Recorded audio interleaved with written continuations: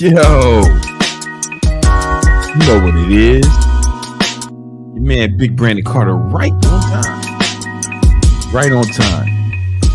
CP time, that is. Listen, a little bit late today.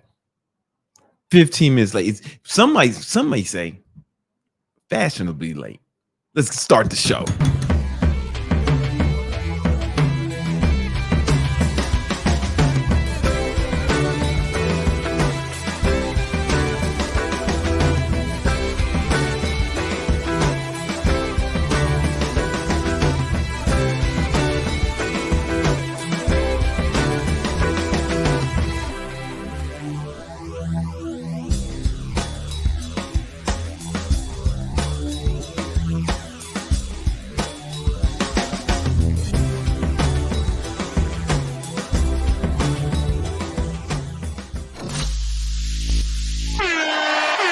Yo, what's going on? What up? It's your man, Big Brandon Carter. Welcome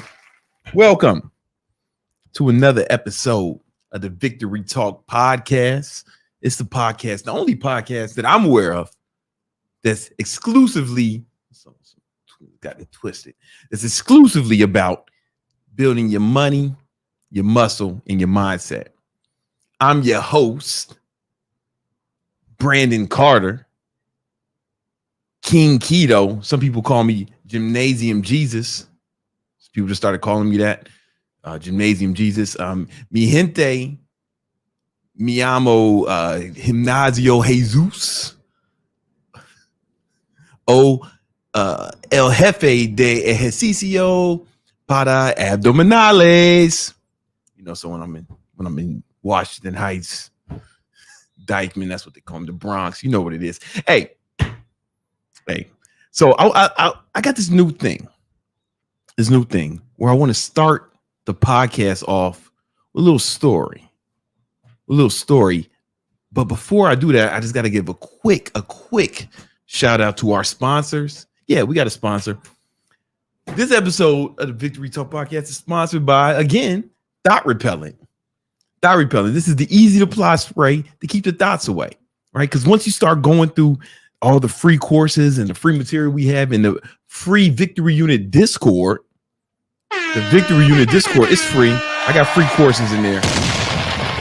Once you start going through that, man, these hoes ain't gonna be able to stay away. Look, and we got to keep the. You got to keep the thoughts away. And can they see that? Should I put it here? No. All right, they can't see. Whatever. It's Stop Repelling, nigga. All right, you should keep the hose off you, man. It's gonna be too many hoes. All your super chats go towards research and development for Thought Repellent. We're not like these losers. How do I get girls? What do I do to get girls? How can I be more alpha so I get girls? Fucking nerds. If you was the man, your problem would be too many O's around you. No mas chicas, por favor. That's what you be on. That's what we on, the real ballers. Hey, the reason you guys gotta fucking learn pickup lines and learn game and start trying to find the right way to sit so you look more alpha because you're not the man. So you gotta trick a bitch into thinking you me. Or you can just learn to be like me. And that's where we put the Victory Unit Discord. And when I say me, I mean a balling shot calling ass nigga. You know what I'm saying? I don't literally mean you're gonna be bald. You're gonna be a bald replica, life-size replica of the Oscar statue. I mean, like, you're gonna be a balling shot caller. That's what the Victory Unit Discord is all about. It's free. And then your only problem not how do I get girls? It's like, how do I keep them away? It's too many. It's too fucking many. You know what I'm saying? And that's so all your super chats go for is research and development for Thought Repellent. It's real important. We're on a mission, man, because these thoughts, man, like, listen, every day a baller falls victim to one of these thoughts. Yeah, they out here getting pregnant on purpose. They asking how it smells. Listen, you can't smell it. See, here's the thing. All your super chats go, you can only smell it if you a thought, right? So like ladies and like women, children, they won't be able to smell it. Right. So here's the thing. You're gonna put this shit on yourself. You're gonna put it on yourself. None of us will be able to smell it. No respectable women will be able to smell it. Chicks with body counts under 10 can't smell it.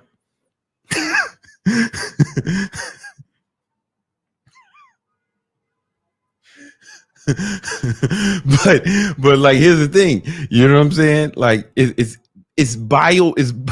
genetically engineered to only affect the receptors of hoes, sluts, bitches, and thoughts. Right? You know what I'm saying? That's part of what your super chats before. We didn't have bitches in there. Like, so we had to add bitches is what we found out. Because some of these girls, they might not be like whores, but they're like fucking dreadful to be around. They're just bitches.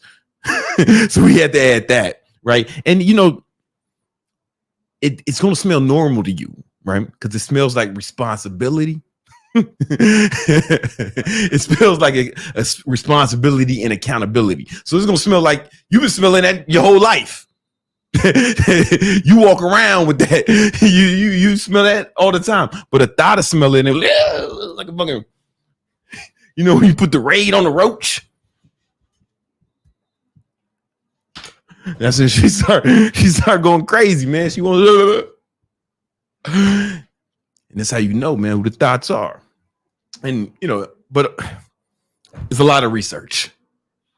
A lot of animals have died. A lot of people have died trying to put this together for you guys, man. But it's just for the greater good, man. It's for the greater good. So all your super chats gonna go towards thought repellent. All right, all your super chats. You guys are doing God's work. We're all doing God's work. Give yourself a round of applause. Give yourself a round of applause. All right. I'd start these podcasts off with a story. And the reason I like to start it with stories is because I'm becoming an old black man. Yeah, it's happening. And an old black man, those of y'all don't know, they always got some stories. Right? It usually sounds, it's barely comprehensible. Look here, boy, you're gonna get it. What are you talking about now? You're gonna get that. Look, you get to teach a monkey to climb in the tree. You wonder why you gonna get free cable. No, talking about. And I'm like, what? Nigga, what? Look here, man. I had to go get in the shrimp boat and went down to San Antonio. Boy, I tell you what, god damn it. I'm like, fuck are you talking about, uncle? That's what's happening. That's my final form. And this. And as I morph into this character, I start telling stories. And so I think I told this on a YouTube short. If you heard it before, shut up. Listen again, dumbass. I ain't asked you what you heard. So my son, man, he was 5 at the time. He's 6 now, man. Nino 6. And he had a little Thanksgiving get together, and you know, he don't live in Miami, he don't live in Florida. So every time there's some event at his school, I fly down there. You know what I'm saying? Not like you broke niggas, man. Don't see your kids because you're too poor to leave. Anyway, I fly down there and I show up for the school event. Then I'm bounced, man. All right, homie. I holler at you, then get back on the plane. And it was like a school event. And this, you know, when I'm at the school events, the children love me. You know what I'm saying? They run up on me. I'm lifting kids up, throwing them around, throwing them in. They love, throw me in there, throw me next, again. You know how kids are, right? So I'm like, all right, man, I'm fucking kids is cardio, man. I'm like throwing kids around and shit. You know, they love it. You know what I'm saying? I grab 5 kids on my arm and we run. It's fun. Everybody enjoys it. And one of the kids' mom came up to me during one of the breaks and she said, hey, no, at first I noticed her little son looking at me like a goofy ass look on his face, man. And I'm like, what's wrong with this one? What happened to this one? That's what I was thinking, but I ain't say it. You know what I'm talking about? Fuck happened to this one? But I was thinking and I ain't say it, you know. And then that one's mom came up to me and said, he said, so he told his dad the other day that he said to his dad, Carter's dad is so cool. He's so strong. You know what I'm saying?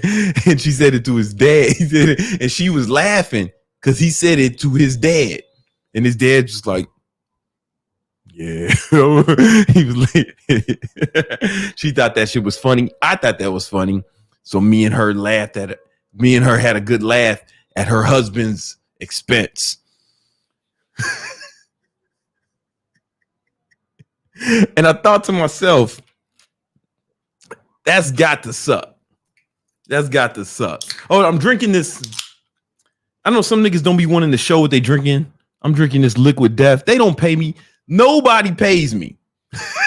Like when y'all, I see this all the time. This is sponsored. This is sponsored. No, nobody pays me for anything. I'll take the money, white boys. Give me the money. You fucking nerds are watching. Hey, asshole, I'll take the fucking money. But nah, all the shit I've ever talked about, like, you know what I'm saying? They don't pay me, man. Maybe because I'm always cursing and making fun of children. Okay. If I had to guess, it's the foul language and fucking clowning the young people. I just fucking roasted a child who was praising me. That's how fucked up I am. Anyway.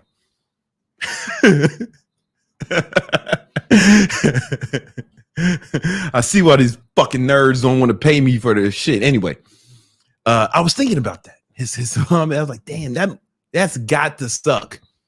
If your son is looking up to another nigga. You know what I'm saying? Like, that's gotta suck, you know. His son's looking at me like like that's gotta suck. He want you, so it got me thinking about just fatherhood in general. I don't know how many of you guys have kids or at least have kids that you take care of, you know. But I imagine that some of you have kids or gonna have them at some point. And that's something I just think about all the time. It's like being the man is not about just having the shit. It's not about just having a bunch of money, or it's not about just being able to flex or any of that shit. It's also like the impact you have on your children, because I was very lucky that I had a good dad. And my story, he grew up poor, but we grew up poor. But then he started to ball. Like I got sent to military school. I got sent away. And by the time I got out of military school, we went from being poor in Southside Chicago to he was making $3 million a year. You know what I'm saying? So like and then he lost it by the time I was out of college, right? He lost all the money, killed himself. Those of y'all know the story. So I didn't experience any of the wealth, but I knew it happened. So like when that motherfucker tells me I can do whatever I want, I believe it. When you tell your kids they can do whatever they want, if you a fat janitor or some shit, they gonna look at you like, yeah, whatever, nigga. You go to sleep, old man. You gotta be up early to clean the toilets. Shut the fuck up. Or he ain't gonna believe you. You know what I'm saying? And also you don't have as much influence over your kids if they looking up to another motherfucker. You get what I'm saying? No, this is serious. If they're looking up to another motherfucker, then that motherfucker is more influential than you to your children. You know what I'm saying? So I just feel like if you know, I got a lot of money, I'm super rich, but there's people richer than me, and I don't like that.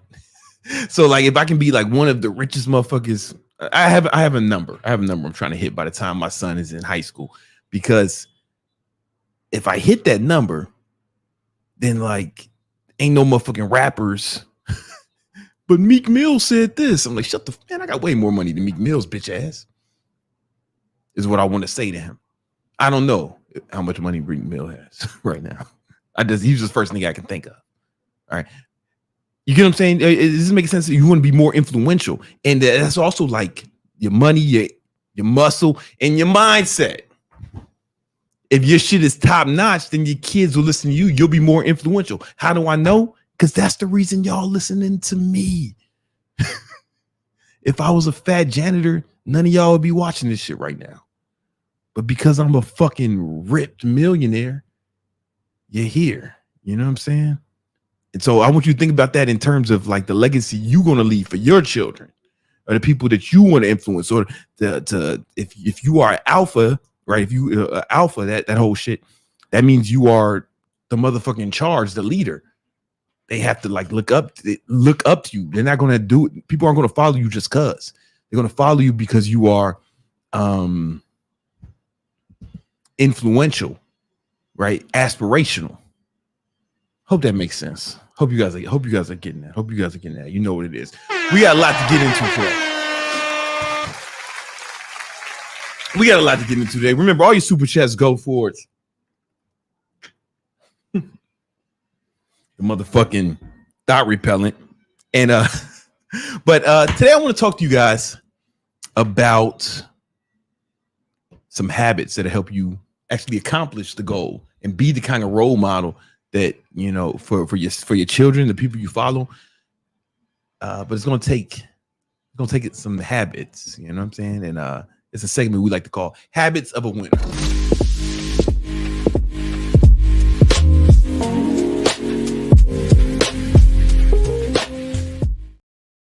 All right. What the fuck, bro? Computer's doing something weird. All right. What? Hold up.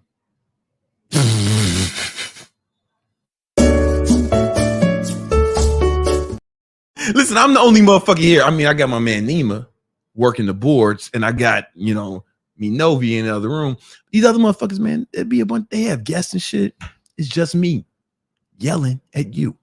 All right. So sometimes we have to stop and play the music. Anyway.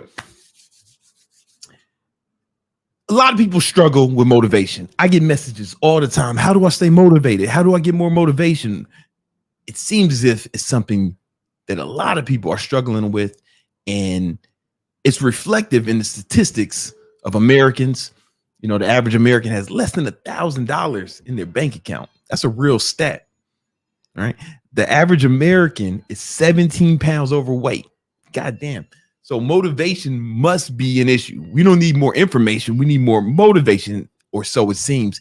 And in this video, if you watch it, I fucking guarantee that you will never have to worry about motivation again.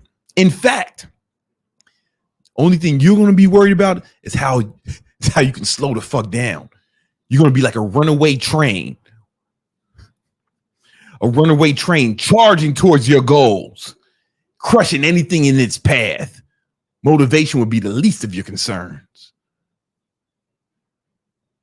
That's only if you watch this whole goddamn video and implement what I say. Now, if you're a long time Brandon Carter fan, you may watch this video and think, oh, I've heard him say some of this before. Shut the fuck up. No one asked you what you heard before, bitch. You need to hear it again. Because if it would have because you would have did it last time, you wouldn't be watching videos on how to be motivated, dummy. This time, you're going to watch it again and then do what the fuck I say so you can fucking get some success. Finally.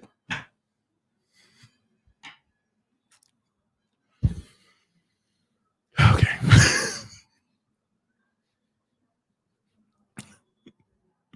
A lot of you guys some of you may be asking, hey, why should I listen to this guy in a tank top yelling at me about motivation?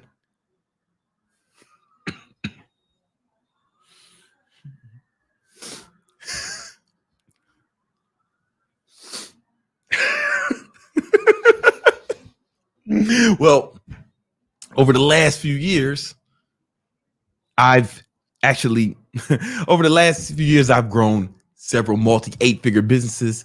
I've coached thousands of people in both business, fitness, and personal development. And most importantly, let's not forget this. I got way more money than yo dumbass. So just shut up and listen. All right. Let me get my whiteboard out.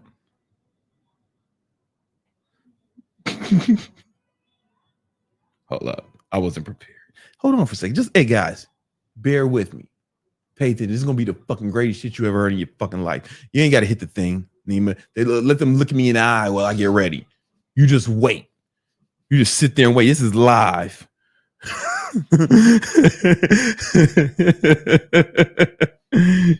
You shut your fucking mouths, nerds. It's time for... All right.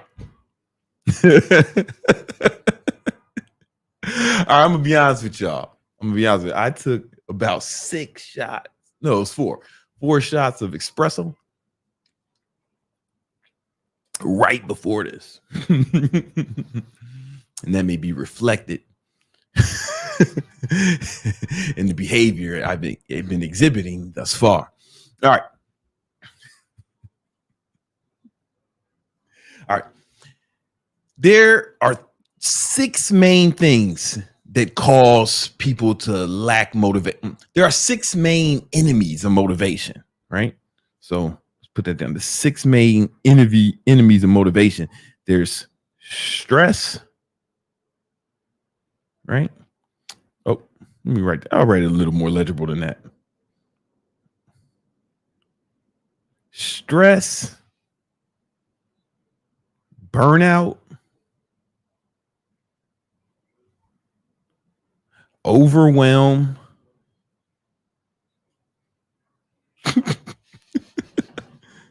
fucking that's spell that right. Hold on, let's try it again.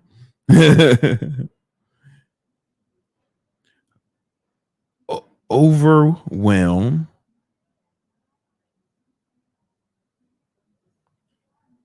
right? Discouragement. Oh, motherfuckers be all sad and shit. Discouraged.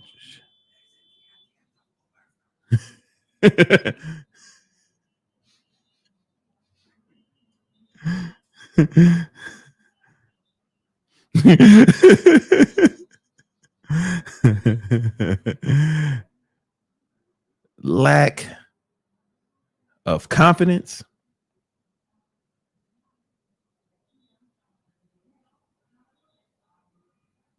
And fear of failure.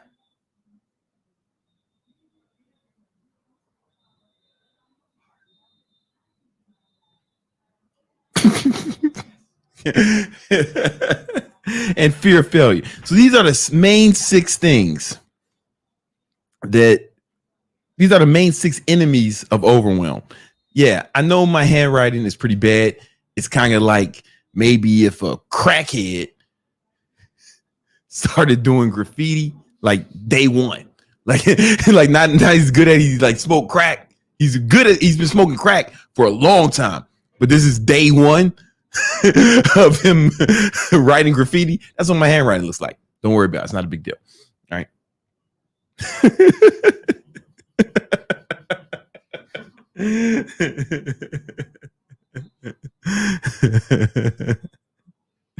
Okay.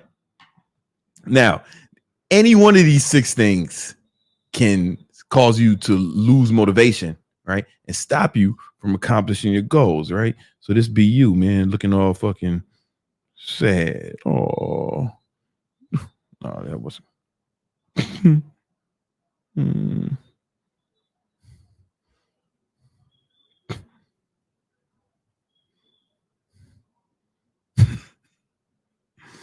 All right, this is you.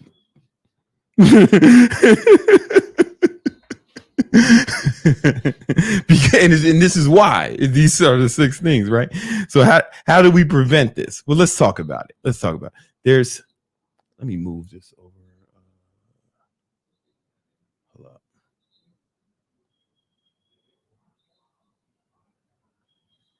All right. So there are three things you need to. We're going to attack these. All right. From three different angles. All right. And number one, the first angle we have to look at is we have to look at dopamine. So what people don't understand, what they don't seem to realize is that motivation can sometimes be an actual biological issue, right?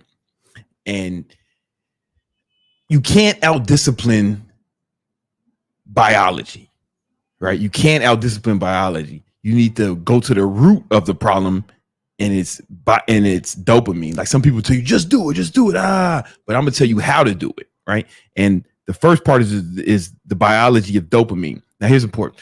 Dopamine is a neurotransmitter that's responsible for actual motivation and drive.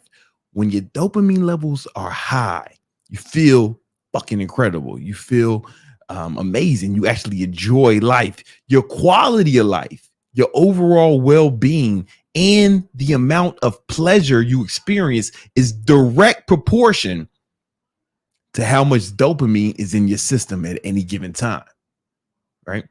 In fact, dopamine also is responsible for how much energy you have, right? Because dopamine helps manufacture another neurotransmitter called epinephrine, right? And epinephrine is also known as adrenaline. You know what I'm saying?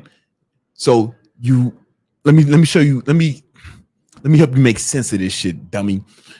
You know how you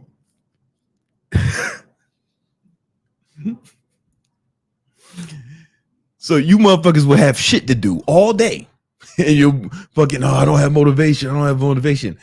But when somebody has something fun for you to do, a fucking video game, right? Well, no, when you're presented with something fun, you seem to instantly get motivation and energy to do it, right? You've been procrastinating on the other shit, right? But when it's time for video games, smoking weed, or jagging off, you seem to just immediately have a bunch of energy, right?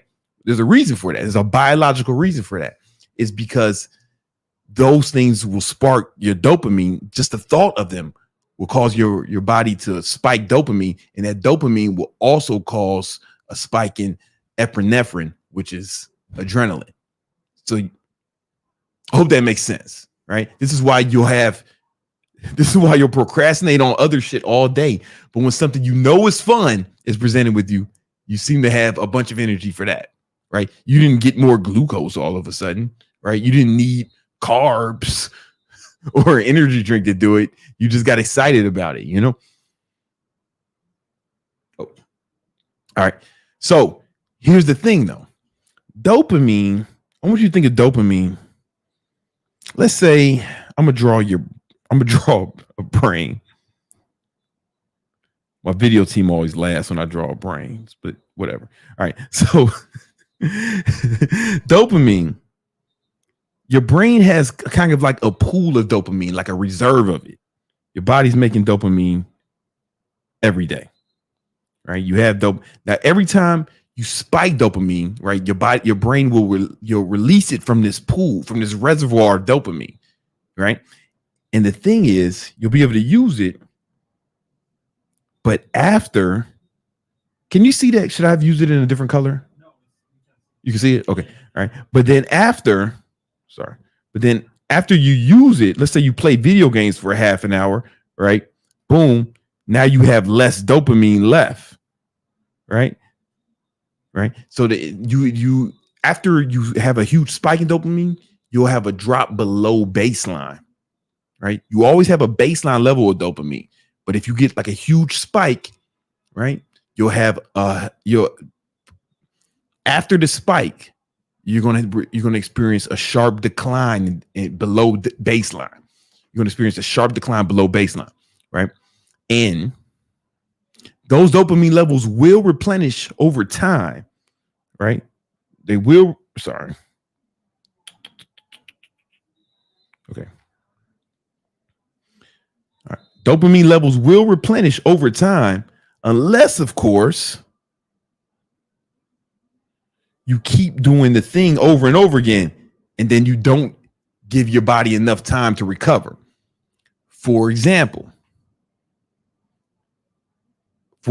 let's say let's say people who play video games all the time experience this. Now, I'm not trying to talk shit about video games. I know you gamer nerds get all fucking bent out of shape if I make fun of you playing World of Warcraft all the time. I know you're very eager to voice your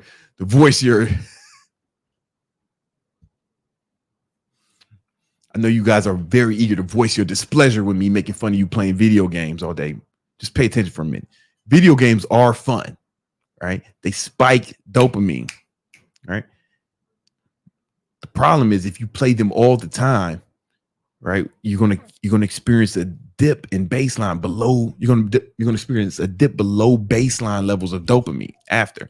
And if you keep playing it, right? What happens is you'll never allow them to recover. You never allow your dopamine reserves to replenish. But remember how this started. You need dopamine to have motivation. It's very important. Without dopamine, you will not have motivation. But if you squander all your dopamine on bullshit, then you won't be motivated to do the things you need to do. So here's the thing. Most of you guys don't have a motivation problem. It's like you're motivated to do some things. You're just not motivated to do the things that aren't super fun, right? You're not motivated to do certain things. You are motivated to do the things that you consider fun, right? So it's not like it's not that you have a motivation problem. Is that you're squandering your dopamine on empty victories, right? So now you're running around with no baseline. You've been doing things that spike your dopamine all day. And there's a list of, especially like the cheap dopamine. You want to really avoid the cheap dopamine. For example, pornography, video games, excessive amount of TV, social media, basically all vices. What they do is they deplete your dopamine levels, right? And then you don't have any dopamine left to deploy against your real goals, the things that actually get you further in life. You know what I'm saying? And if you do this too often, before your dopamine levels have a time to replenish, then it's going to be super difficult to do anything hard, right? Imagine if you've played video games all day. This is some of you guys' life, right? You play video games for hours, jerk off a few times, and then you don't have enough dopamine to like attack anything like with vigor. And then later that night you go out to a nightclub, and that's like all dopamine, right? You're gonna go out to the nightclub, you're gonna hear loud music, you're gonna see beautiful women, maybe God forbid you start doing drugs, right? And then you're doing drugs, drinking alcohol. These are all things that really spike your dopamine levels. And then you're not gonna have nothing left the next day. You're literally gonna have empty. You blew your dopamine load. Now the next day you're gonna sit around with a depleted amount of dopamine, right? So you really have to learn to conserve this and use this precious resource towards your goals as opposed to towards bullshit, right? So we want to avoid cheap dopamine as much as possible, right? We want to avoid vices, going out having casual sex, Tinder, social media, video games, recreational drugs, even drinking alcohol, because all these things will lower your baseline levels of dopamine. And it's going to be time before your dopamine levels replenish. You get what I'm saying? Now, here's some things that will actually increase your dopamine levels, right? Cold showers, Cold showers, there's studies that show that cold showers improve your baseline level of dopamine. So it's not like a spike. They actually raise your baseline levels 2.5% for a brief period of time. Then you go back to baseline, but you don't. But studies show you don't go below baseline, right? Cryotherapy, that's what it takes it even further. I feel like kind of euphoric after I've done cryotherapy. That's why I do it so often. Caffeine is actually shown to raise what caffeine does is helps the dopamine that you have. It doesn't raise your dopamine levels. It helps you. It increases the receptors, right? So you can utilize the dopamine in your brain more effectively, right? And there is a supplement. I think it's called I always mispronounce it. It's a L-tyrosine. I believe is how you pronounce it. L-tyrosine, and that is a natural supplement. It's an amino acids. It's been studies shown to increase baseline levels of dopamine, right? Yeah, that shit. L-tyrosine, man. I'll spell it. Spell it for you, right?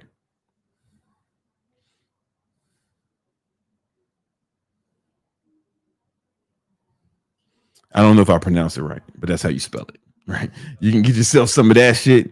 Take about 500 milligrams of that shit.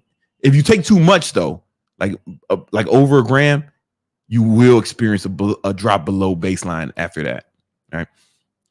So you want to, but what's most important is you want to protect your baseline levels of dopamine, right? So you don't want to squander your dopamine on empty victories and vices. This is why you're addicted to those things, right? You want to be able to use your dopamine to deploy against your goals, right? Now, that's the first part of this. Now, the second part, super important. The second part is super important is what we want to do is we want to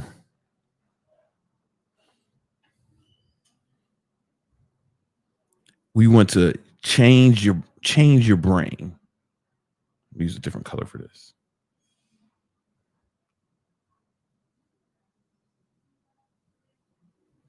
That's what I write. Change.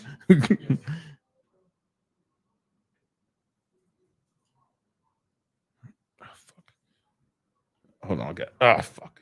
Give me a second, man. I need more space. All right, here we go.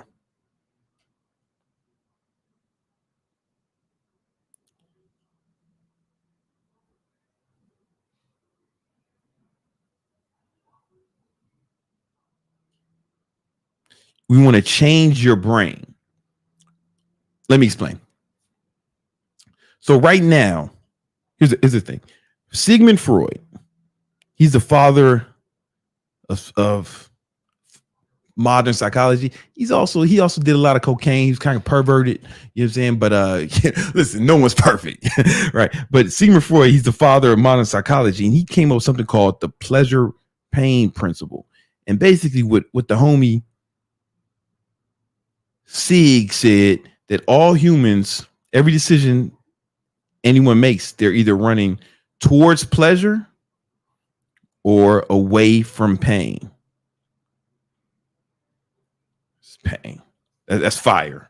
I know you guys are thinking Brandon is such a great artist. Is there nothing this man can't do? All right. They're running towards pleasure or away from pain, right? This is why anyone does anything. Now it's perceived pleasure or perceived pain. Okay. So right now, you associate pain with shit like working out. You associate pain with going after your goals. You associate pain with going to bed early. You associate pain with waking up early. You associate pleasure with doing drugs, chasing hoes, jerking off, watching porn, vices. All right. So, and you've been trying to use discipline. You've been trying to use discipline to circumvent this, right? To mitigate your exposure to vices and start increasing your adherence to the things that will help you accomplish your goals. but you wonder why it's not working, right? Because you're trying to fight against this. What we want to do is to use this in our favor. And the way you do this, there's two ways to do this. You're going to make two lists. It's going to be called the list of great and the list of hate.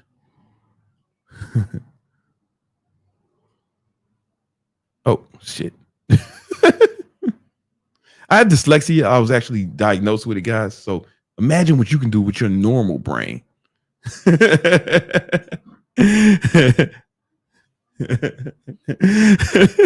right, so list of great and a list of hate.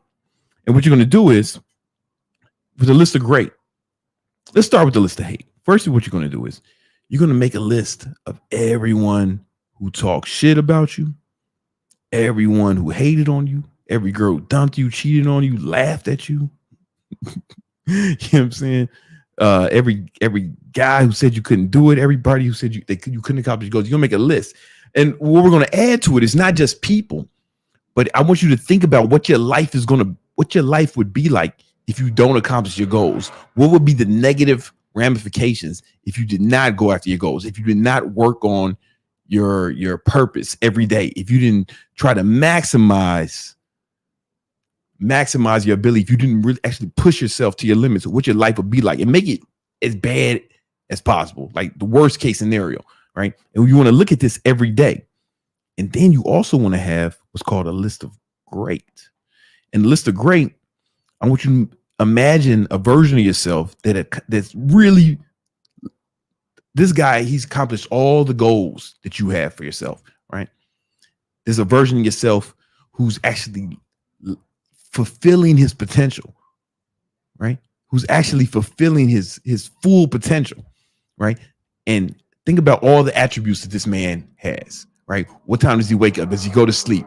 How much video games is he playing, if any, right? How many recreational drugs is he doing, right? Is he at the club all the time? Is he chasing pleasure, or is he chasing purpose, right? Make a long list of all the attributes that this person has to have, right? And you're going to look at both of these lists every day. And you're going to look at those lists whenever you feel like you need motivation. So you're going to write this list in your phone. You can put it in the Notes app on your iPhone, right? Or if you have an Android, you put it in your fucking dork apps, poor people apps, whatever it's called, right? And you'll look at it every day. And what's going to happen is this is going to rewire your associations with pain and pleasure, right? So now you're going to start associating pleasure with acting in accordance of your list of great, and you're going to associate pain with when you do something that actually helps the list of hate, that actually works with the list of hate. When you do something that proves the haters right. When you do something that oh shit, what happened? Where we at? Oh man, I was spitting too.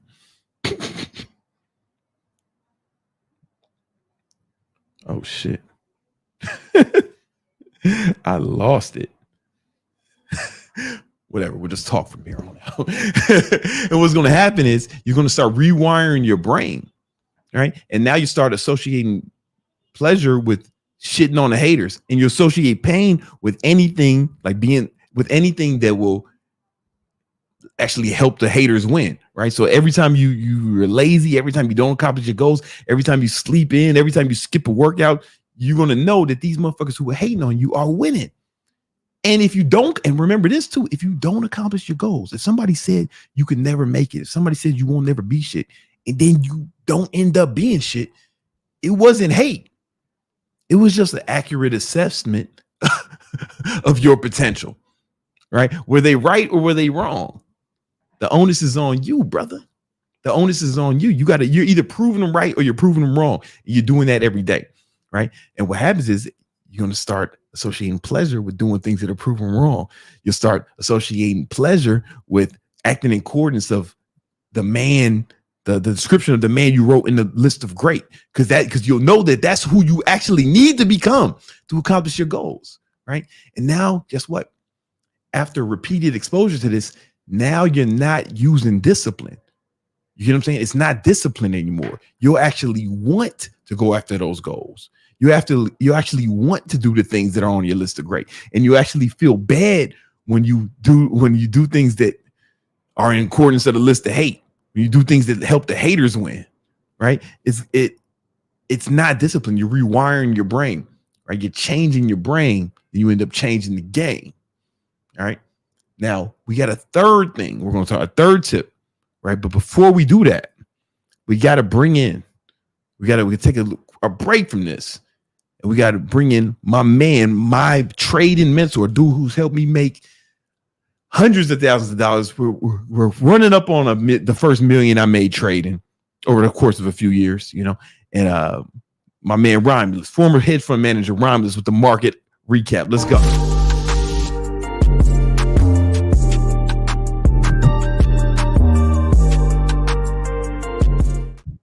Yo, Romulus, what up, man?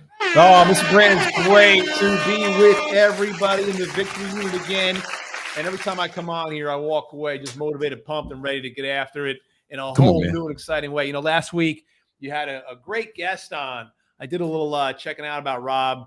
That guy's fantastic. I mean, you remember a couple months ago, you had a relatively unknown, up-and-comer guy that's kind of making some waves recently.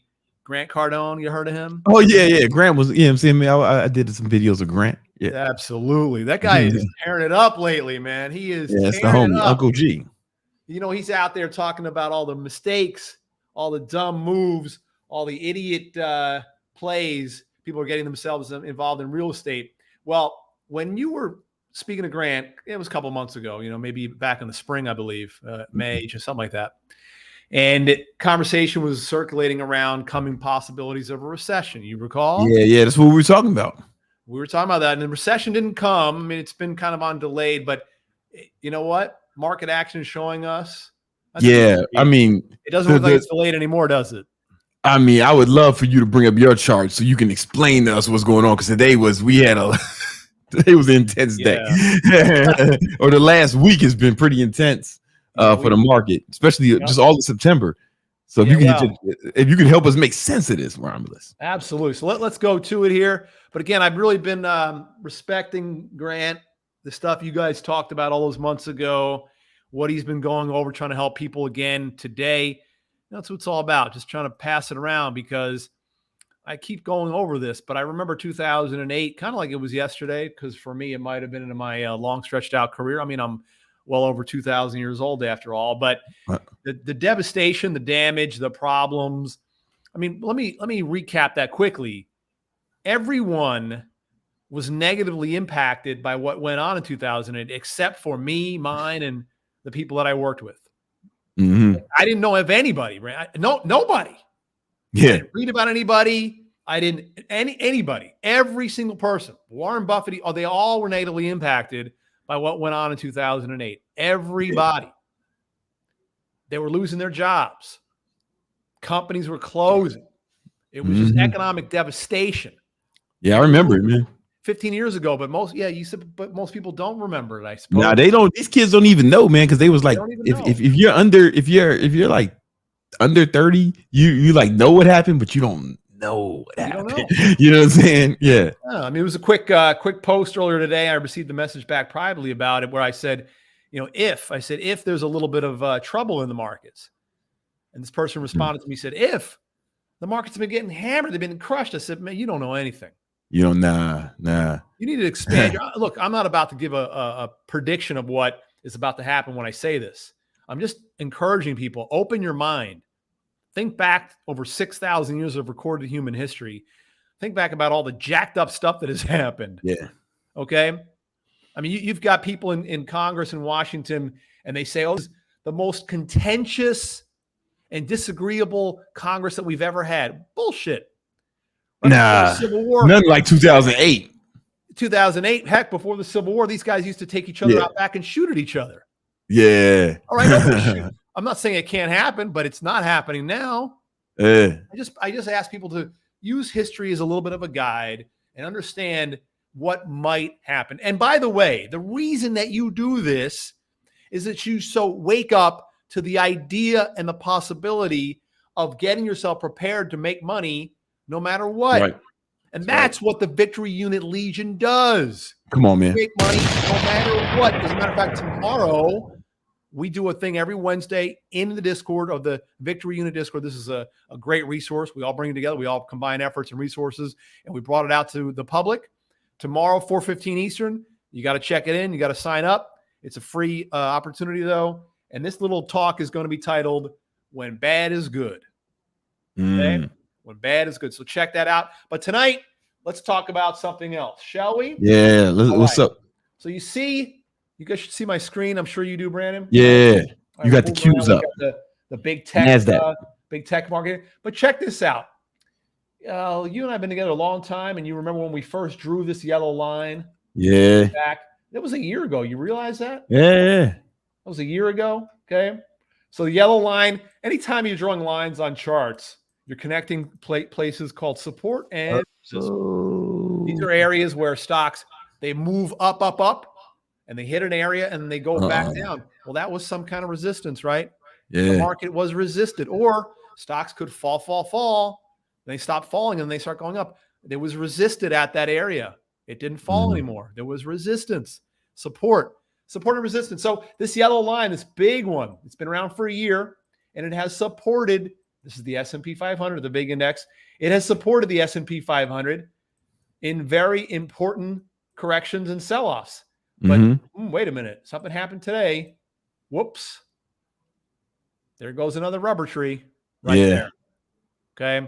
When it first hit this line last week, we talked about this and said, look, when it comes back down to it, not if, but when it comes back down to that line, it probably will not hold the second or third time. It held yesterday, but not today. That's it. Okay. That's pretty much it. I don't know if we need to talk about anything else. Yeah, no. So it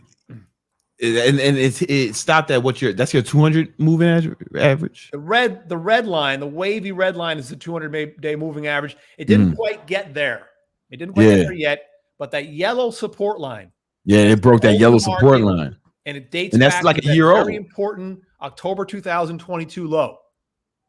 That line has been broken. Okay. So you want to be mindful of that. And by the way, look, anyone who's been tuning into this podcast, anyone who's been coming into our Discord and checking out our Trader Town Hall, anyone who's joined the Legion, of course, we've all been well prepared for what's been happening. Not just prepared, but profiting from this. We've been making money, tremendous amounts of money, as the market has been falling.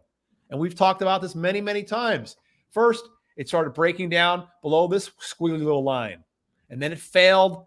Resistance, right? That word comes up again. And then it failed again. Resistance. And then it broke this yellow line up. That was it. So the evidence kept piling up, where we knew what action to take, which was pretty simple. Start profiting from market drops. Here's an interest rate picture. Okay. Woo. Yeah. I know. It looks like a Tesla rocket launch, does it not? Yeah. Obviously, it's not going to keep going like this forever, but it doesn't even have to. Heck, interest rates could pull back even a fair amount over the next 2 to 3 months. The damage is kind of done. Okay. Let me show you a stock picture. This is a basket. So it's a group. It's not one particular stock. It's a group of home builder companies. Now, we were alerted to the coming weakness within here. We talked about this a lot. You see down here, we have these things. They're indicators. Why are they called indicators? Because they indicate. They indicate what may be happening with some degree of accuracy. You have to use other pieces of evidence, however, but that's one useful area that you want to delve into. So this group of home builders is hitting this top resistance line. It keeps coming up to the same price. Well, the indicators ought to be coming up to the same level also. That makes sense, but they're not. They're getting weaker. The stock price is coming up to the same area, but the indicators are not matching that strength. That's what's called a bearish divergence. It's something different. Price moving one way, indicator moving another. A divergence. In this case, it's a bearish divergence. And now these home building companies have broken. There's another yellow line. This one was resistance. This one was support. Broke below that. Right at the 200-day, closed below the 200-day moving average for the first time since when? All right, really way back here. Okay. So November 9th, 2022. So almost a year ago, 11 months ago, the last time this closed below the 200-day moving average. This is the home building companies. This is one of the areas in the economy, the broad, wide economy, that the Fed and the politicians and the government officials are looking at and saying, oh, everything's fine because the home builders are still doing great. Home ownership is one of the cornerstones of the American capitalist system.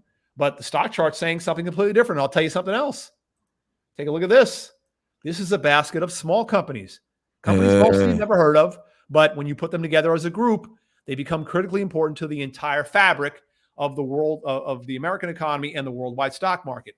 Take a look at this, Brandon. I mean, look, this closed today at its lowest point since, what is that, May 4th, lowest close since May 4th, and it's in negative territory for the year. So we have roughly 35, maybe 3,600 companies that trade on the major U.S. exchanges, roughly 3,600. 2,000 of them trade right here in this basket. That's where most of the stocks are. Most of the stocks. Yeah. And most of these stocks are now negative for the year.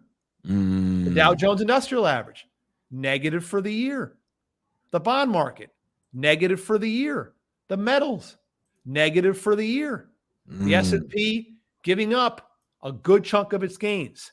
When you add all this up, the average investor, whether professional or retail, they're down for the year. But they look at the S&P because they look at NVIDIA and a handful of other big tech stocks and they think, oh, I'm making money. No, look at your portfolio. Look at the actual results. Yeah. Tear into it. You'll see that you're not making any money. You're down. You're down just like you were last year. 2 years in a row, you're down. When are you going to get fed up and sick and tired of this? I have a solution for you. Tomorrow, Trader Town Hall, when bad is good, check it out. Yeah, all right, so we've covered a couple of those things. Earnings season, Brandon. Did you know earnings season starts next week? Again. I know, right? Yeah, it seems like we just went through it. I hate that about life. Yeah. But that's why we never stop fighting. Yeah. So it's next week. Well, yeah.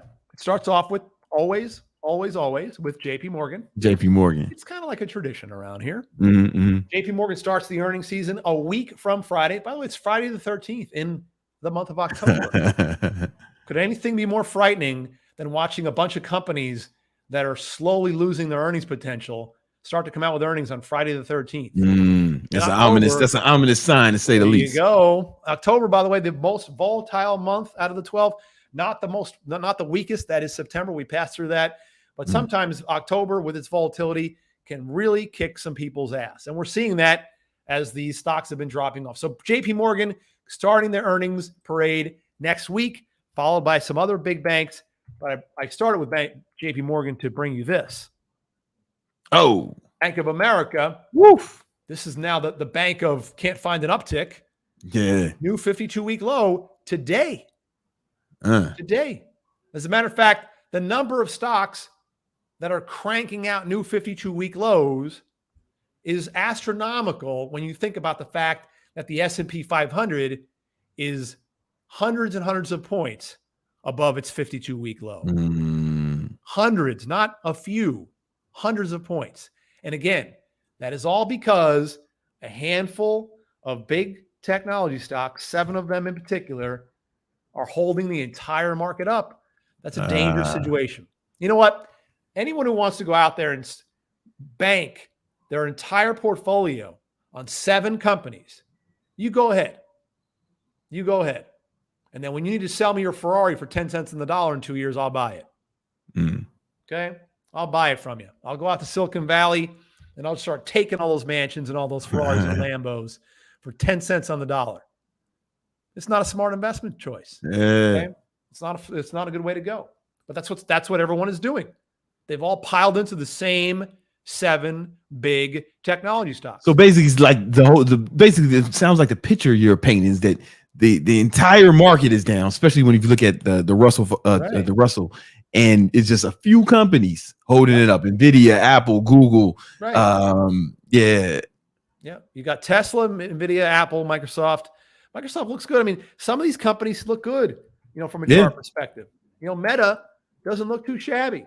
But when I look at that and I know the deterioration that's going on in here, I know it's I mean, a high degree of probability, it's only a matter of time before people lose so much money here that they say, wait a minute, I need cash. Where can I get it from? I can get it from here. And then margin calls and shit. Yeah, I have to pay a margin call. Where am I going to get that money from? I can get it from here. I can get it from here. I can get it from here. I have a couple bucks in these stocks. I got a margin call. I owe a credit card. I owe a car loan. I can get it from here because I can't get it from here anymore. Whoops. Can't get it from my small caps anymore.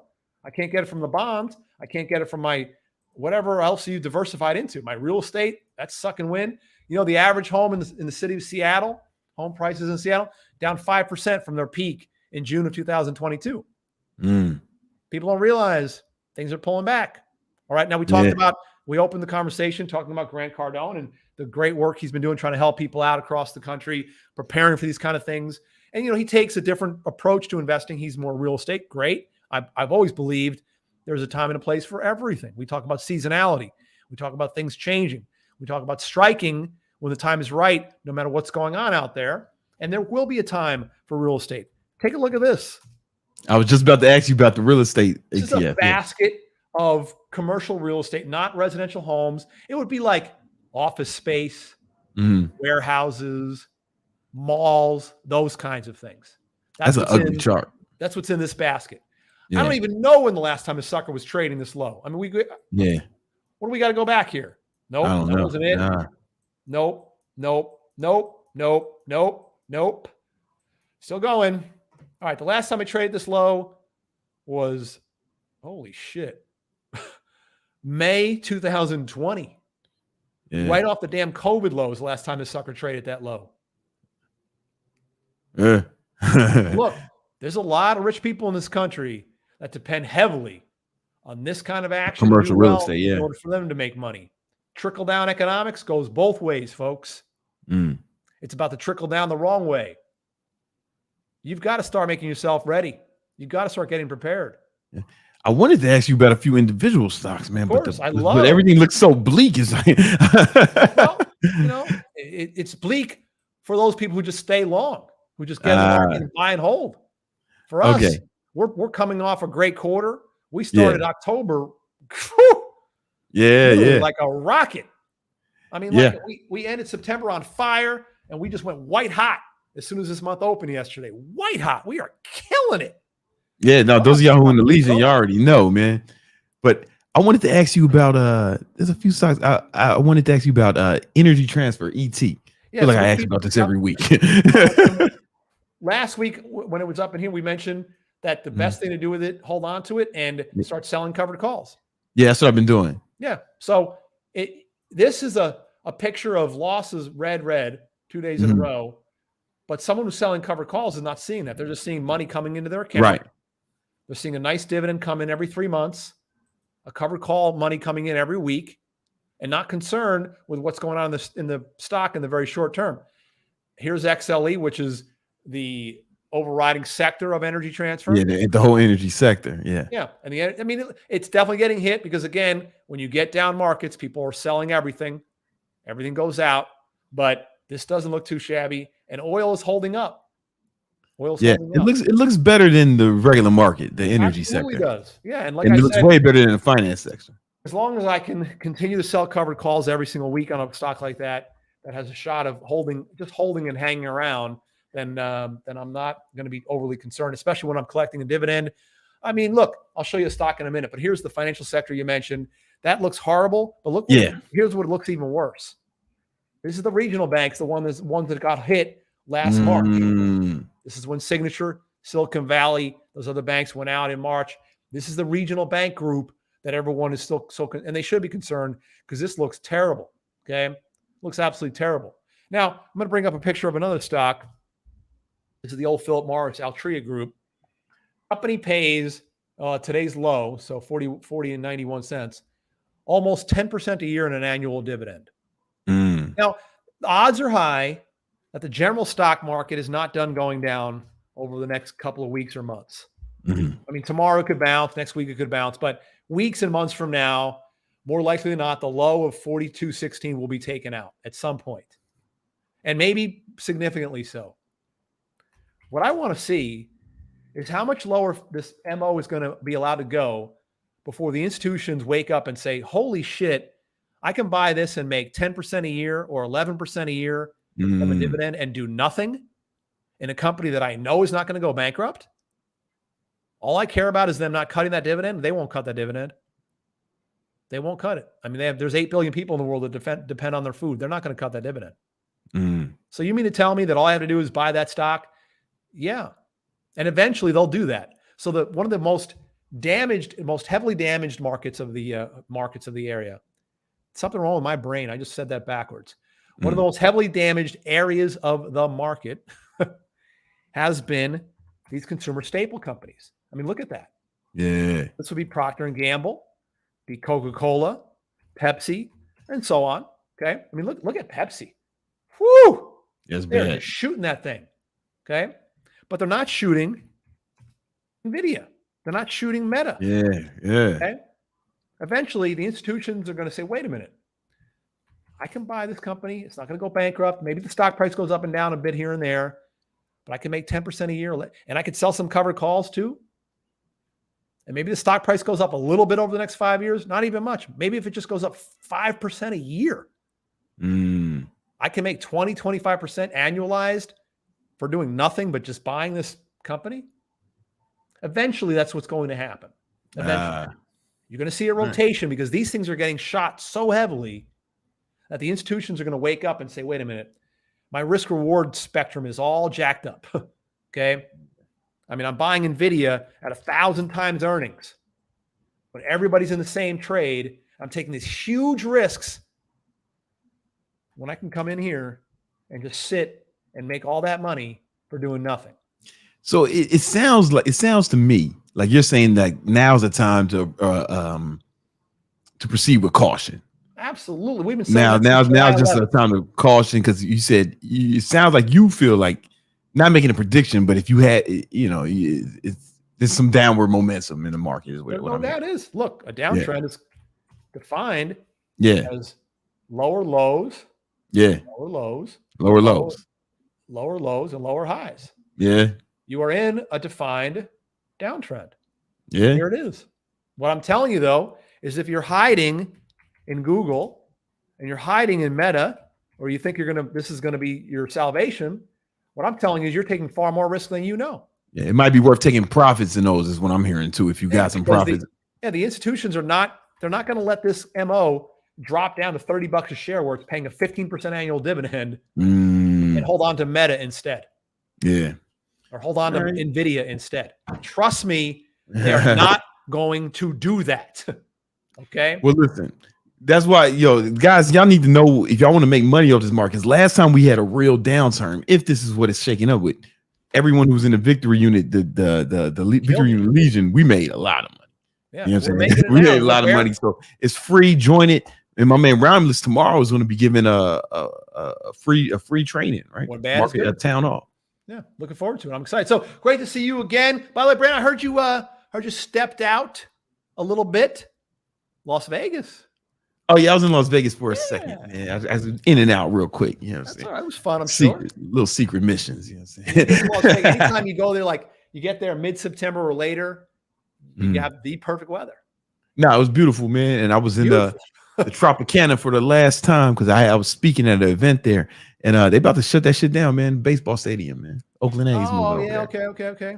Yeah. Well, I'm glad you had a good time out there for sure. Now you're back in lovely Miami, and you're going to have pretty much perfect weather in Miami until the end of June. So, yes, I mean a few hurricanes here and there ain't no big deal. Good.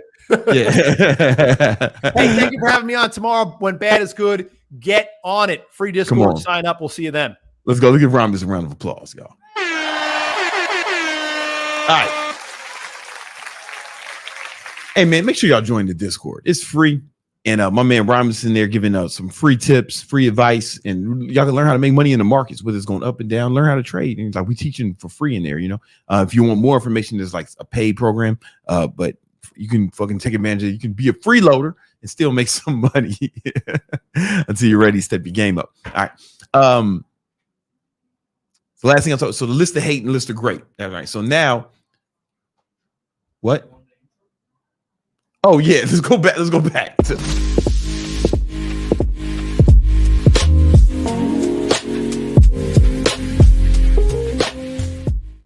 All right. So now, here's the third thing you need. I lost my fucking. I lost the triangles I was making. I'm gonna draw them again. I think I wrote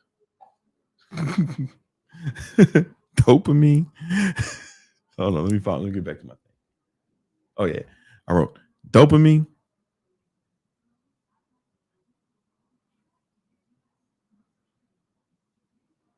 Right.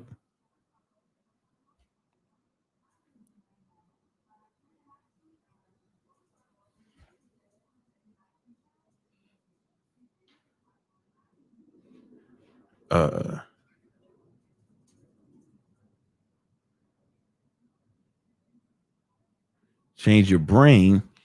And then the last one, here's the most important part, guys, is tracking.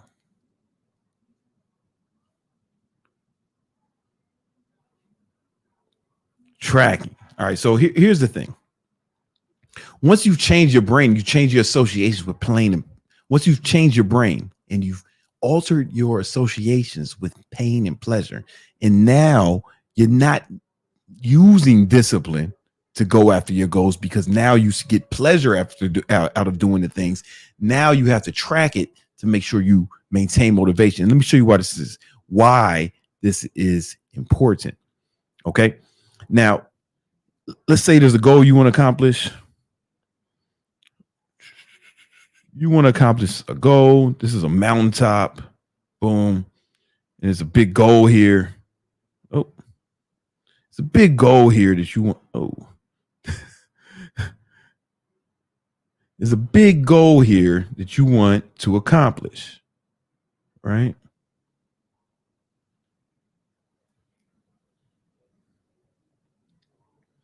Boom. Let's say money or some shit. Right. Big goal you want to accomplish. All right. And now you may be looking at it, but you way down here, man. You're not even close.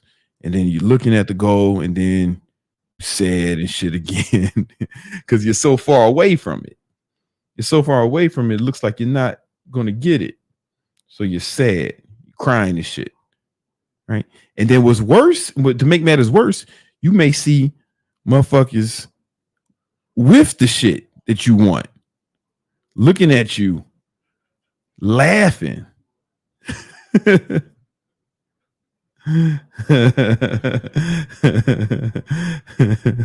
Straight up laughing at your goofy ass.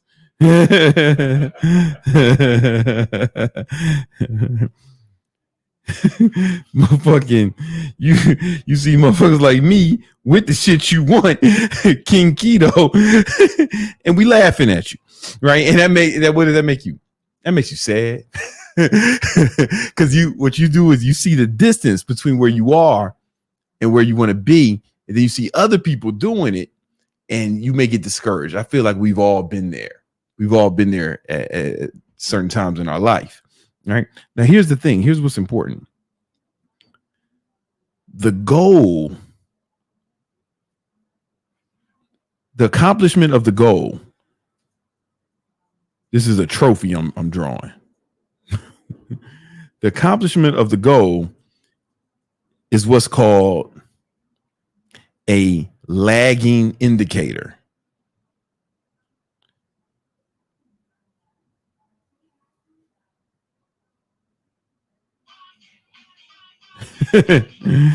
Oh,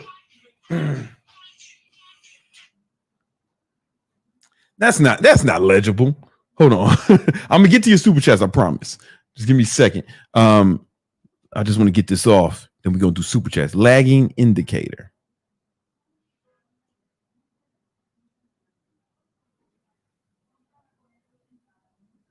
Right. And a lagging indicator, what that means is just shows what happened. Right. So when you see somebody winning the championship, you see somebody victoriously standing on the podium, getting a gold medal or a championship, right? It just shows what happened. right? It doesn't show what's going to happen. It shows what happened. For example, when you see somebody fucking ripped and swole, fucking flexing on yours with mad muscles, it's a lagging indicator, right? It just shows the results. Lagging indicators are just results. However, leading indicators are the actions.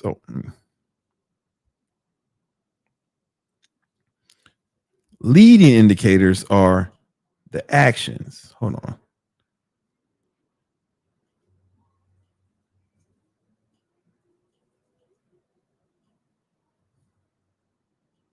Leading indicators are the actions that lead to the results, right? So like if somebody wanted to win the championship or something, they probably got to like train a lot. This is training. I know what you guys are thinking, like, this guy is an amazing artist. What can't he do? Right? So I don't have brown to show the blackness. But anyway, leading indicators are the things that lead to the results. You get what I'm saying? So leading indicators are actions. Lagging indicators are results, right?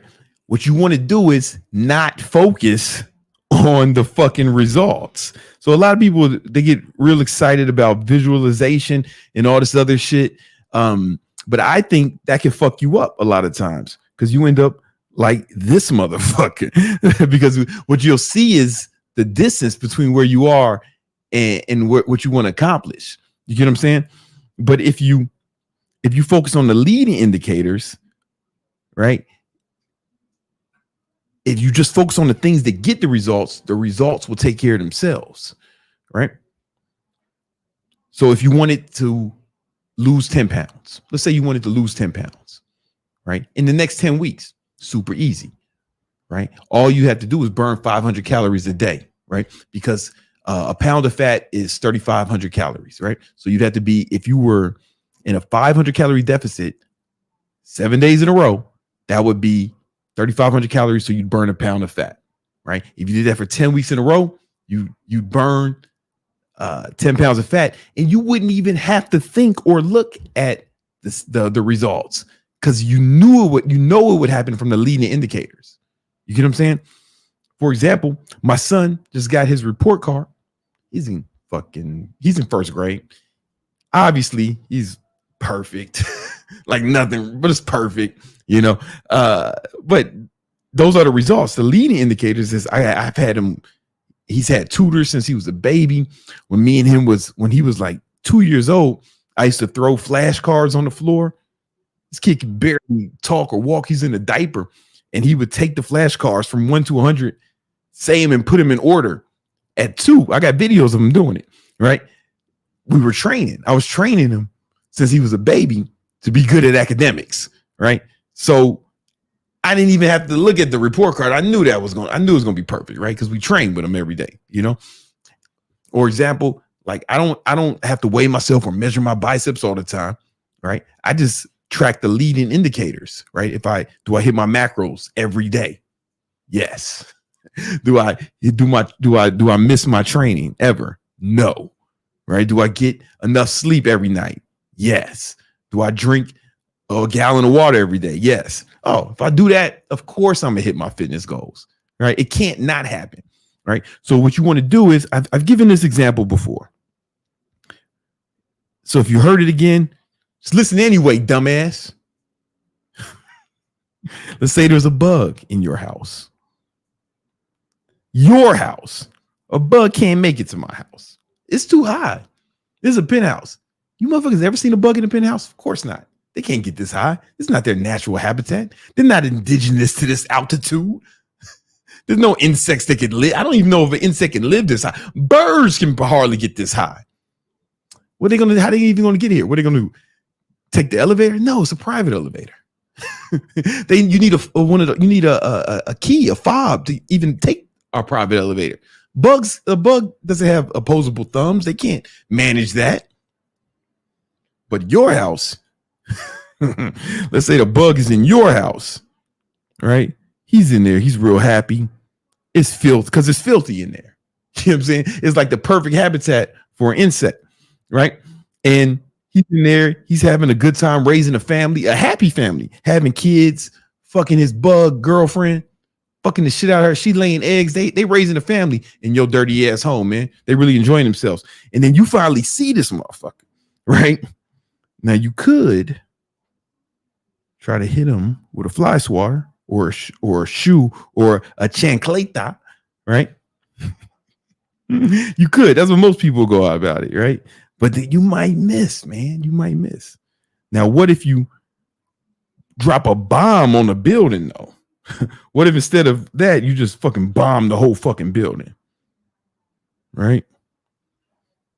You definitely killed a bug, right? And any other life forms in there, you know? Now, dropping a bomb may be too aggressive. Maybe you fumigate the place, right? But you would definitely kill the bug. All right. Now, what you want to do is the difference between this and this is you might miss. This is what I call this action is this is an action that would make it impossible to fail, right? So when you're setting up your leading indicators, you think about what the goal is you want to accomplish. What's the results you want? And then think about, okay, what will I have to do to make failure impossible?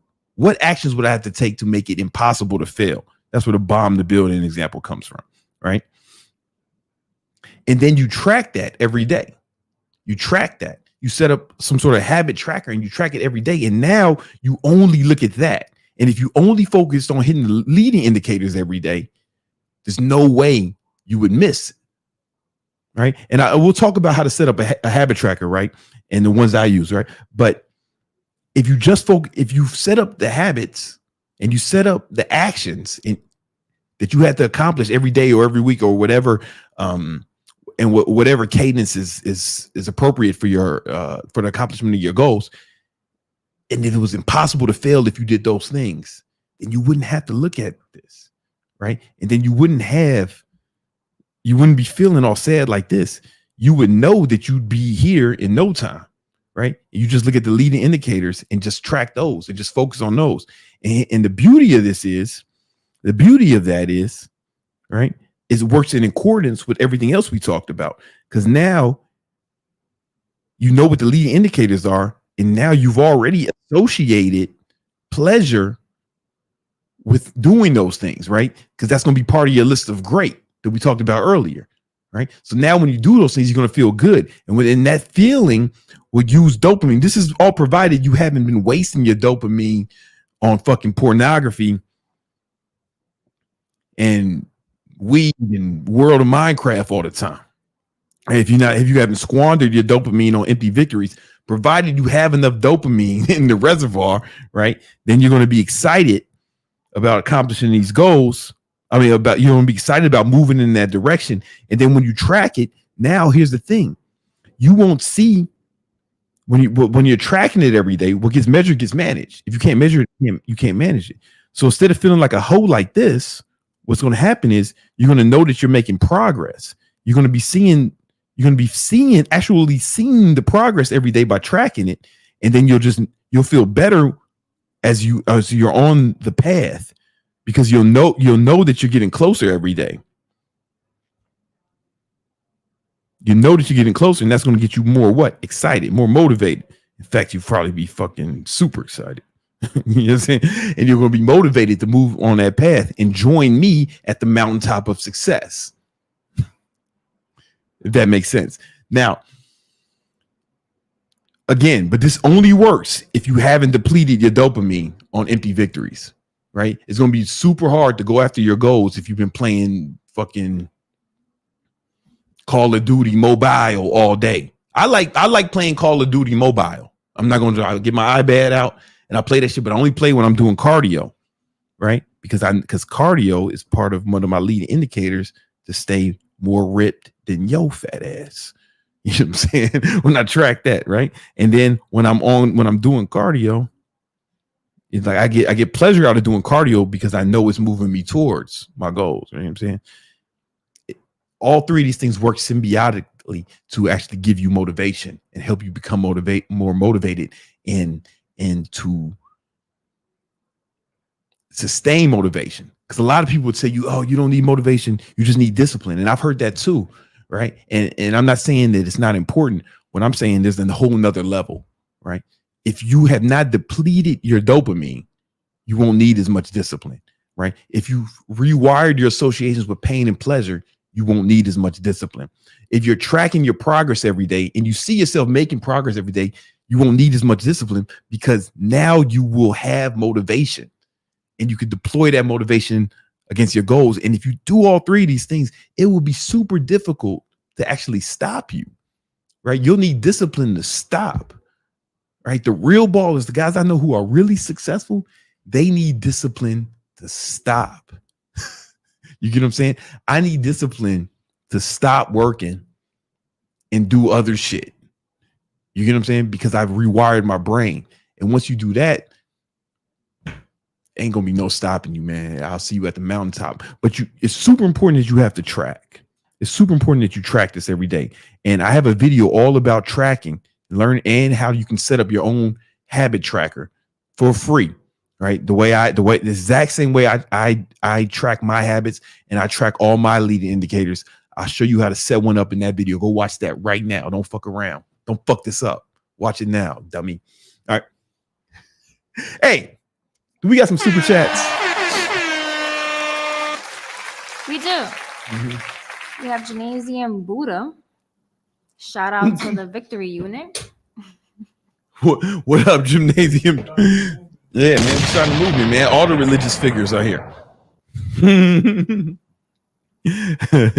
We have QD Little. Mm-hmm. Brandon, that Toast Clark, let me know. Question mark, question mark, question mark. It's my birthday. Yup. Exactly. Listen, there's a lot of truth in that statement. You know what I'm saying? I think that's something we can all agree on. I think that's a statement we can all stand behind. We have Corey, super sticker. You know what I'm saying? Shout out to you, Corey. And we have Blackjack. Big Blackjack, what up? How would you create scarcity on your IG story to entice people to buy a digital service which they know doesn't have a limited supply?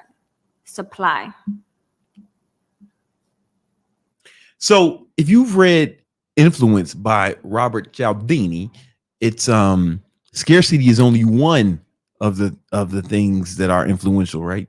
You can still influence people, you can still induce in desire without scarcity, right? And you don't want to manufacture a fake scarcity either. You know what I'm saying? Like it's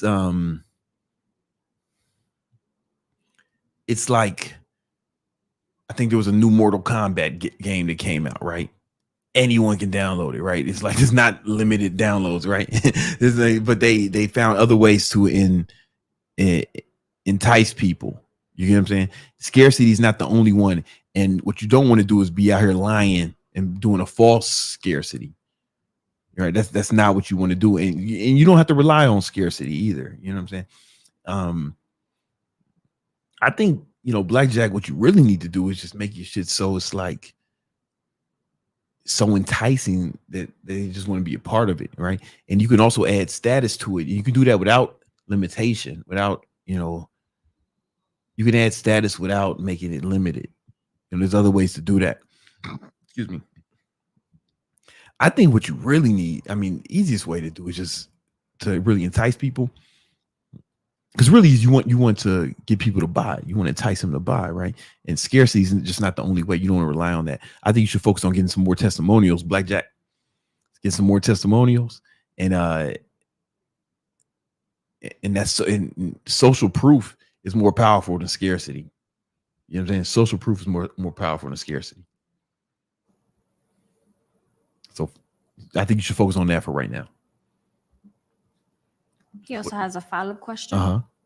What are the best direct response marketing books that you recommend for a service-based business on Instagram that sells a digital service? Sports picks. I don't know of a book on direct response marketing, digital services on Instagram, sports pick. That's a super niche market. You might be like one of 2 customers for that book. That's probably why it hasn't been written, right? However, you can there's other books you can read that you can extrapolate some of the knowledge to it. I mean, what's I mean, you need to read Influence by Cialdini, man. You need to read that. I read that book every month, and every time I no bullshit, I read that book every month. I was hesitant to say that publicly because I didn't want the ops to know about it. But these motherfuckers is lazy. They ain't gonna do it. They ain't gonna do that shit. The motherfuckers can never be me. Never. Right. So whatever, man. I tell them everything, you know, just because you read the Bible don't mean you competing with Jesus. You know what I'm saying? So I ain't really tripping. Yeah, I'm gymnasium Jesus. Yeah, I'm saying, don't even worry about it, man. Yeah. I think you should read Influence by Cialdini. It's not tactical, right? It's more about the principles. But the reason I don't like suggesting like tactical shit is because the tactics change. The tactics are always changing, but the principles are always the same. Right? The tactics are just different ways to implement the principles. You need a firm grasp of the principles. Then you can actually invent your own fucking tactics. And that's where that's what the pros are doing. You know what I'm saying? What else we got? We have El Cid Cab. Gymnasium Jesus always bringing the fire. I have a question regarding ads. Okay. I'm going to be running a jiu-jitsu event at my gym in 2 weeks and want to promote it. Is 2 weeks enough time to promote and get results? Thanks. Yeah, I think so. Shout out to you, homie. Yo, local ads. If you got a gym, if you got a fucking local business, like a brick and mortar business, you got a jiu-jitsu gym, local ads. You know what I'm saying? That's what you need. Local ads on Facebook and Google. So, and only show it to the people in that area who are interested in your shit. I'm telling you, man, local ads is a cheat code. If you got a business where that will work, go ahead and do it, man. That shit is fire. Like I've ran local ads for other businesses back when I had a marketing agency, and it's hard to fuck it up, man. It's super hard to fuck it up, you know. That's how Nima found me. He had local ads for like people who were looking for like videographers or video editing, and I saw the ad. I was like, yo, this shit is fire. And I said, nah, man, I want to hire you. And now look at it, man. It was like a year and a half later or some shit. Yeah, man. You know, that shit works, man. Local ads. That's the advantage of having a brick and mortar business. We have Patrick. Big Pat. Here we go. Yo, Gymnasium Jesus, I made the decision to focus 100% of my efforts on becoming a remote closer. All right. I'm ready to go all out. Where should I start? How would you find your first client as a remote closer? You know what? That's interesting, you know, because all my closers are remote, but they're all students. They're like all like former students. I don't hire people for that position. Yeah, we only hire internally from students because one of the main things that helps people become like really good closers is conviction, right?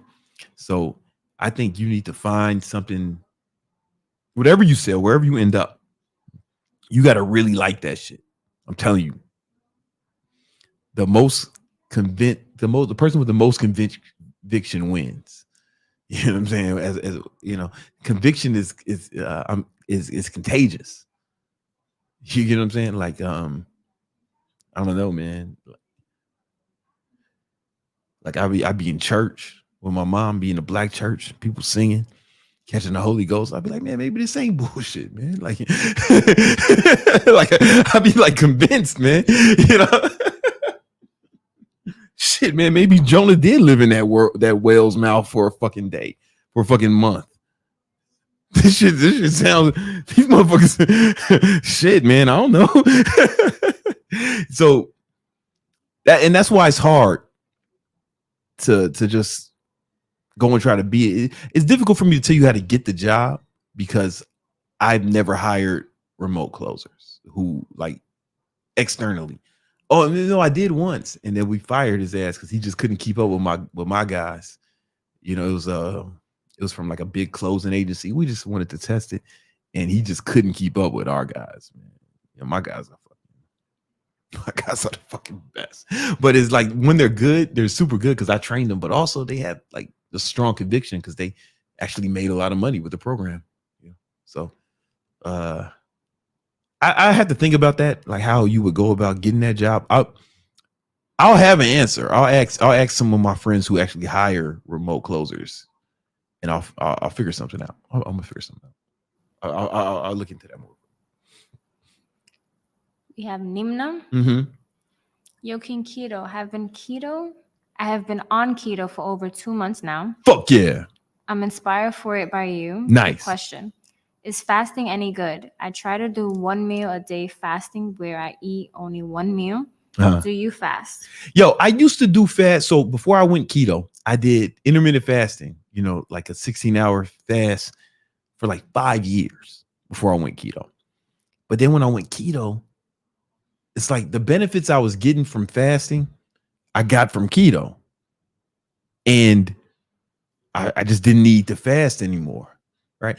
Because the best thing about fasting, especially when you do like the 16-hour fast, is during the fast, you're so much more productive, right? You had after you acclimate to it, at first it sucks, but once you get used to it, after like a few weeks, you end up having more energy during the fast. Now here's the thing. Anybody who's been doing intermittent fasting for a while, if we were to test their ketone levels towards the end of their fast, I can almost guarantee you they are in ketosis, and that's why they feel so good, and that's why they have so much energy. I can almost guarantee you that, right? That's where it comes from. But the problem is once you break that fast, traditionally, when you start eating carbohydrates and shit, then you're out of ketosis. And what I used to notice is like when 3 o'clock is when I break my fast. So I had to get all my work done before 3, because after that it was like done for the day. And then when I went keto, I was like, oh shit, I had more energy even throughout the day. So, and I was in ketosis all day long. The reason is because, you know, when you're eating the standard American diet, you're consuming carbohydrates. Those carbohydrates are converted to glucose, and glucose is the fuel your body runs on. In the absence of glucose, whether from fasting or doing keto, for fasting or restricting carbs, in the absence of glucose, your pancreas will secrete. Your liver will secrete ketones, and that will be the fuel your body will run on, as opposed to glucose. It takes some getting used to, but that's what happens. But when you are ingesting carbohydrates, your ketone levels, when you're ingesting carbohydrates, once those carbohydrates are converted to glucose or glycogen, and once your blood glucose levels go above 110, then your pancreas secretes insulin, right? And that insulin's job is to lower your glucose levels, but it just takes the glucose out of your body, but it'll take it from everywhere. And that's why you have that crash when you eat a bunch of fucking carbs, or like even just after a big meal, you have a crash. I think the medical term for it is the itis. I think that's the medical term for it. And that doesn't happen to me anymore at all, right? So, you know, if you've been keto, man, you might not need to fast, but a lot of people have good results doing both. You know, you could, you know what I'm saying? You probably can fast easier when you're keto. Like fasting is probably a lot easier for you than a mere mortal. But congratulations on going keto, man. You my man.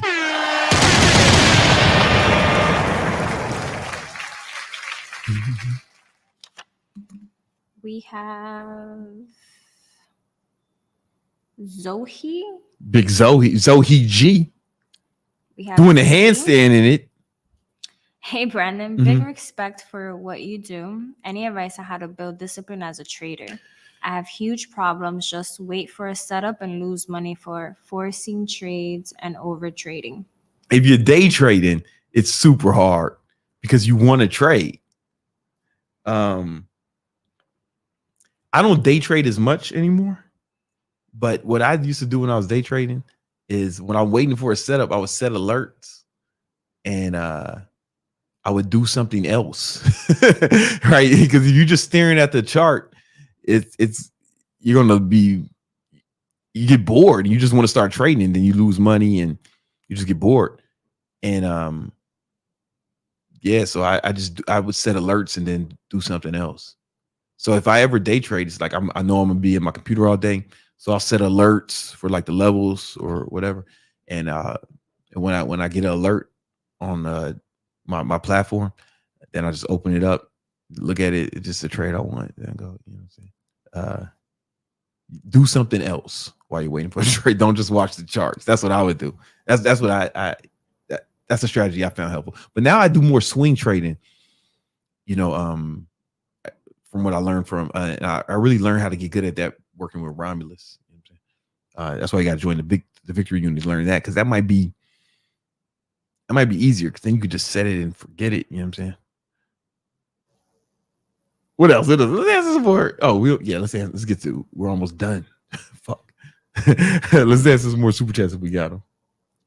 Can anybody be on keto? Any age? Yeah, you know, you were born on keto, man. When babies are born, breast milk is almost 100% ketogenic. Real shit. You know what I'm saying? Like when babies are born, they're in keto. In fact, ketogenic diet was invented for children, right? Back it was invented in 1920 by doctors to treat children with epilepsy, right? Because a lot of the drugs for epilepsy at the time were bad for children, you know, and these motherfuckers were having seizures and shit because of epilepsy, and the drugs were like making shit worse, were causing other side effects, and they wanted to come up with a natural remedy, and that's where the ketogenic diet was invented. It was invented to help children with, it was invented for children, literally. You know what I'm saying? Not only is it safe for children, it was invented for children. We have the Chess Navis. My brother. The hardest habit for me to build right now is actually getting up early around 5 to get my workup out of the way, so I can work on my other goals later in the day. Yeah. Any tips on getting the fuck up? Yeah, go to sleep early. Yeah, go to sleep at like 9, 10 at the latest. 10 at the latest if you're gonna wake up at 5. Right? Go to sleep at 10 at the latest, because that gives you 7 hours. So when people have a problem getting up, they don't have a problem waking up. They didn't go to sleep early enough. If you would have went to sleep early, if you go to sleep at 9, waking up at 5 won't be a problem. You'll probably wake up before 5, right? So you got to go to sleep earlier. And that's where the real discipline is, right? That's where the real discipline is. It's going to sleep early. It's not waking up. We have Kevin. Your advice has helped me change myself to focusing on my fitness, money, and mindset. I'm coming for my goals. Thank you for everything you do for us. Hey man, shout out to you, Kevin. There's a lot of truth in those statements. Shout out to you, Kevin. Oh yeah, he's black, so that's cool. You know what I'm saying? Hey man, we all we got. Debo just dropping $10. Hey man, we like that. But we're here to help all races. All races. We have cars and Jesus. What should be my carb intake on keto? My ketone levels typically at 0.07. Is that optimal? At 0.07, you're like in ketosis, and like a mild ketosis. So you're there, right? And if you wanted to like crank those numbers up, then just take your carbs down even more. You know what I'm saying? Like but you're in ketosis. So that's the thing. It's like people want to go by ranges. They want to know exactly what they should get, but everybody's a little different. Right? Everybody's a little different. For example, they would tell you that you can only have a certain amount of protein on ketogenic diet, because if you have too much, it's something called glyconeogenesis, where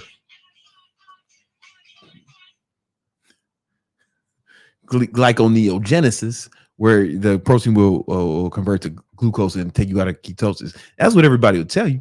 But the first year I did keto, I tested my ketone levels twice a day, in the morning and night.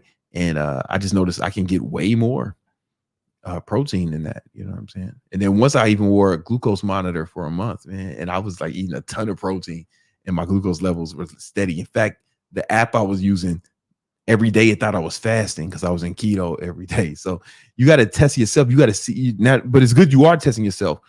So you want to manipulate the variables so you get the results you want. If you feel good at 0.7 though, like don't chase chase ketone levels, or really go by how you feel. You get what I'm saying? It's a good data to have, but don't like arbitrarily raise your ketone levels just because. If you feel good at 0.7, then fucking that's good enough, right? You know, you might feel the highest I ever seen mine was fucking 8. But that was after like a 3-day fast. And I didn't feel great. I'm gonna be honest with you. What else we got? Cars and Jesus said, "Thank you, man. Jesus loves you." I do love me. Oh no, you talking about that other Jesus? I thought you were talking about gymnasium Jesus. Nah. Yo, shout. Yo, Jesus was the man. Listen, I don't care how controversial what I'm about to say is. They might try to cancel me for this, right? You know what I'm saying? They might try to fucking kick me off the internet. They will boycott me. I don't care, man. I want all the smoke. It doesn't matter. I don't care how controversial this is. Jesus Christ seemed like a cool dude. I'm just gonna say it. Jesus Christ seemed like a cool dude. He was saying some dope shit. So like, I don't care how much pushback I get from that. I'm gonna say it. Are there any super chats? Yeah. He said that he literally goes to bed at 9 already. Oh shit. Well, you might have an issue, bro. Like you might have to see a doctor, right? Like, because if you need more than fucking 10 hours of sleep, you go to sleep at 9, you wake up at 5. That's like 9 hours of sleep, right? If you need more than that, then you might need to go get some blood work done, man. Like real shit. Honestly, you might actually have an issue, and it's good to get blood work done anyway. Just you want to optimize shit. You know what I'm saying? Yeah, you might have a fucking problem, and I don't mean that in a bad way. I mean you got to get that checked out. If you need more than 9 hours of sleep, that is indicative of your body trying to repair itself because something's wrong. Like you shouldn't need that much. Like I'm chilling. Like I get my blood work done all the time. My fucking health is fucking perfect. And so like I'm in bed for 7 hours. I'm straight. You got to get that checked out, man. Unless you're really young, like children. Like if you are in high school or some shit, kids do need like 9-10 hours of sleep. So that's if you were adult. If you're young, then you just might need more sleep. If you're in high school, I don't know how old you are. You just might need more sleep. All right. Nima said, "I know you drink a lot of cappuccinos. I've seen your Insta stories. Is milk okay on keto? It has a bit of carbs, isn't it?" It does. You know what I'm saying? But it doesn't. I don't get knocked out of ketosis, man. I that's what I'm saying. You got to test it. You got to see what works for you, bro. Like I stay in ketosis, even though I have it. Everybody's a little different, man. Some people die if they eat a peanut. Yeah, everyone's different, bro. If you ain't testing, you guessing. All right. We have Zach with a super sticker. Mm-hmm. And to end it off with Speed Run Finance. Thanks for being such a Gymnasium Jesus. Yo, man, you're welcome. You're welcome, bro. You know what I'm saying? I do it for y'all. I do it for y'all, man. I ball. See, Jesus died for your sins, man. Gymnasium Jesus balls for your sins.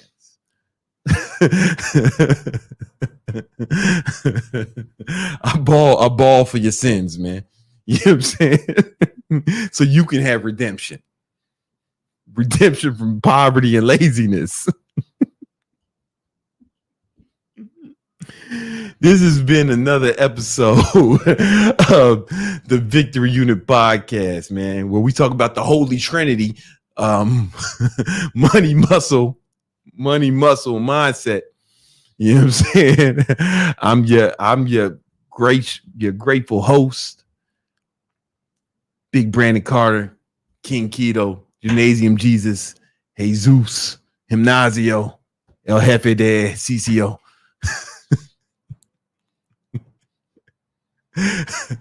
See y'all next week. No, see y'all Thursday. We do this every Tuesday, Thursday, 7 p.m. Eastern Standard Time. 7 p.m. ish Eastern Standard Time. Peace.